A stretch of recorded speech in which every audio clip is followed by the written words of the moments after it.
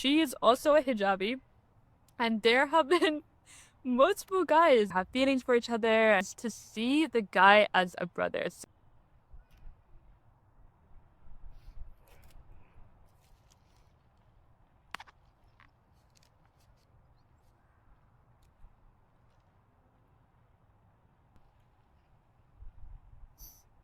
Hello, welcome to a new episode of Your Comfort Sister's Diary. Today is definitely the episode that it's episode 6. If you know, you know. So yeah, I'm out in nature right now, and I was just like, you know what? I'm literally gonna do an episode today. We are gonna talk about a topic that I wanted to talk about for quite a while, and yeah, honestly, it's something that is very much a controversy in Islam, or something that is like people often have like disagreements on being friends with guys. The guy likes you back, and then you have these like interactions, and then basically you have feelings for each other, and just all gets like all messy. You shouldn't talk to a guy at all. Like that's like the main principle. Like you shouldn't talk to a guy, you shouldn't interact with a guy, you shouldn't literally like look at a guy, and like that's it. Like literally that's it. That's not how life works. No matter how hard you try to like get away from a guy as a Muslim, you're not going to, because you're gonna end up going to work, you're gonna end up interacting with the guy at work, or just like simply just going to a shop and like interacting with the guy, and there's like little interactions. So you can't fully stop yourself from interacting with the guy. It's literally just so easy to think that like as a Muslim girl that you shouldn't be interacting with the guys, and you should stay away from guys, or your parents are telling you to like stay away from guys, and you want to know how to interact with a guy without a guy liking you. So I do have guy friends, and I interact with them in a way that is clear that we don't have feelings for each other, right? And I'm going to tell you how to interact with a guy without developing any feelings for each other. As I said, I have literally like multiple guy friends, and we interact in a respectful manner towards each other. Alhamdulillah, even my parents do know about me having friends from uni, and they are completely fine, and they even like met like some of them on my graduation, because some of my friends did come and see me in my graduation. When I started uni, I had that mindset that I am not going to interact with the guy. I'm going to try to avoid literally interacting with the guy. I used to see like Muslim hijabi girls with guys, and I used to just be like, oh my gosh, like they shouldn't be with the guy. Like they shouldn't be interacting with the guy. They shouldn't be literally with the guy. Like, what are they doing? And that's literally in my head. I was like, what the heck are they doing? They're literally interacting with a guy. And it wasn't until I actually started going to one of the societies, the public speaking society. If you go to UOB, go to the public speaking society. Literally go to the public speaking society, because it's such a chill society, and you get to meet lots of like wonderful people. I still know the people who are literally running this society right now, and they're such amazing, great people. And I have learned a lot about like speaking, public speaking, building my confidence up in front of a lot of people. I've spoken in front of lots of people, and I've literally went to competitions as well where I've spoken in front of a lot of people. So it's definitely a important skill, but the society itself is really chill, so it's not nerve-wracking at all. And the thing about this society, the majority of them are men. Literally, when I went, the majority of them like were men, and nowadays like the majority of them are men. So you do interact with men, you do end up sitting on the table with men, but there are a bunch of girls. There are literally a bunch of girls, so it's not like too bad. But when I started public speaking society, I was like, oh my gosh, like I am literally, how am I gonna get through how am I gonna interact with the guy? Like, how am I gonna stay away from a guy? Like, how is that all gonna work? Like, honestly, when I started going there, the first thing that I did was I stuck by the girl. No matter, like, even now that I have guy friends, I am not really willing to be with them alone.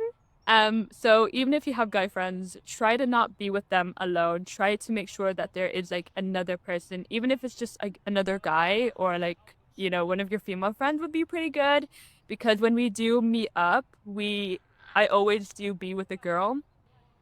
I interacted with the guys and I made sure that the main focus was still in my mind. Going to public speaking society, I made sure that I went there to learn how to improve my public speaking skills, not my not going there to interact with a guy. And, you know, luckily there wasn't any guys that were attractive that I actually found handsome or anything. So it did not actually come to the point where I came to the public speaking society because of a guy. And I made that very clear. So that comes on to number 2. One of the things that I made sure was that I did not laugh at a guy. Whenever a guy did something, I did not constantly laugh. Yes, I laugh literally a lot, but laughing does indicate that you do like the guy. So you do have to make sure that you actually make sure that you just keep it clear to them. So try to laugh less and talk to them about the necessary things. I guess when I interacted with the guys, I didn't really talk about like public speaking itself. Like I talked about literally life and whatever they're doing in life. But I made sure, I think one of the other things is like I made sure that there wasn't really a lot of eye contact with the guy. And like it wasn't like just me and the guy talking. It was like us as a group. So we sat on a table as a group, and it was us as a group that we spoke. Another thing that I did was I had my wall built up. One of my closest like guy friends, and at the very beginning he asked he asked for my number, and I gave him my number, and then he tried to like text me, and then I ended up blocking him. So I was like, like I don't want to interact with the guy. Like I don't want the guy. Like why did he ask for my number? And and then ended up being that we end up being on the same committee, like the public speaking committee. I end up being on it, and he got onto the committee. So then I was like, oh my gosh, now I have to interact with him. So I end up interacting with him. And then he turned out to be one of the, like, you know, literally my closest friends, my closest guy friends. And I see him as a brother. That leads on to number 3, is to see the guy as a brother. So 3 of the guys from the public speaking society, I literally see them as my brother. Like I name them as my older brother, my public speaking brothers. And it's very important that if you see a guy and you just like them as a guy and you like them as a friend, just see them as a brother. Like trust me, it makes the whole difference because you have categorized them in your mind as a brother, and you've made it clear to them as well. Because I literally call them my brother. Like I say it to them. I'm like, you're my older brother, and it makes it super clear that they don't have to they don't cross the boundary accidentally, and you don't cross the boundary accidentally. Yes, you do have best friends, guy best friend, and it turns into a relationship. And, you know, it can happen, but just being very clear with it, just being very clear on the outcome that you're just your older brother, bro.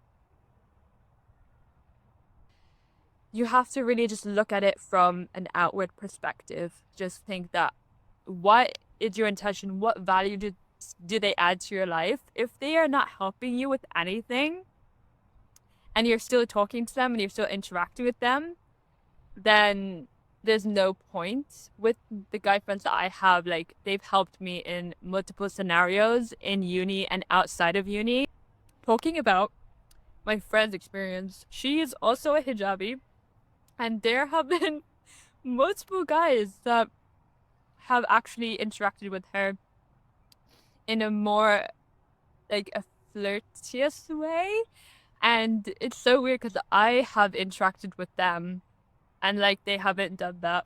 Obviously it's different. If you like a girl, you're not gonna like all of the girls, are you? But she wears a hijab, and there just has been multiple instances where she's told me that like literally another guy likes her, another guy likes her. So when I compare myself to her, she is just more like, her nature is more like flirtatious, basically.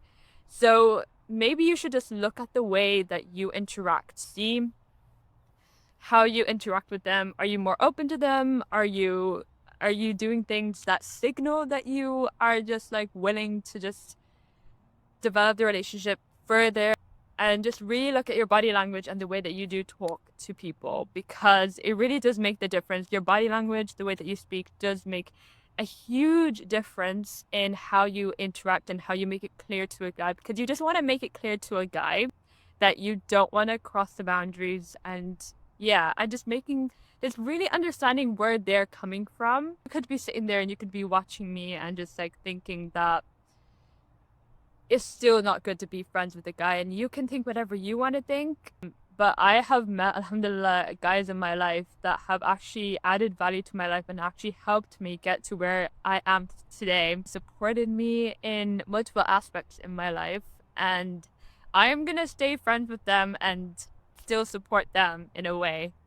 So it's really down to who you meet and who adds value to your life and who is actually there for you than the actual gender, because you could have not met any girlfriends that have supported you and have been there for you, but you might have met multiple guys, or you might have met guys that actually do support you and do help you in your life. So really just think about the people in your life and whether they do help you or not, or whether they do support you in whatever you are doing in life. Allah subhanahu wa ta'ala knows your intentions at the end of the day. He knows your intentions, right? If you end up interacting with a guy, just remember just the main basics. It's just like, don't be too close to them. Don't laugh a lot at them. Don't always like talk in a just like more respectful manner, and just see where it ends up going, because they just may not be interested at all, and you maybe just be overthinking the whole thing.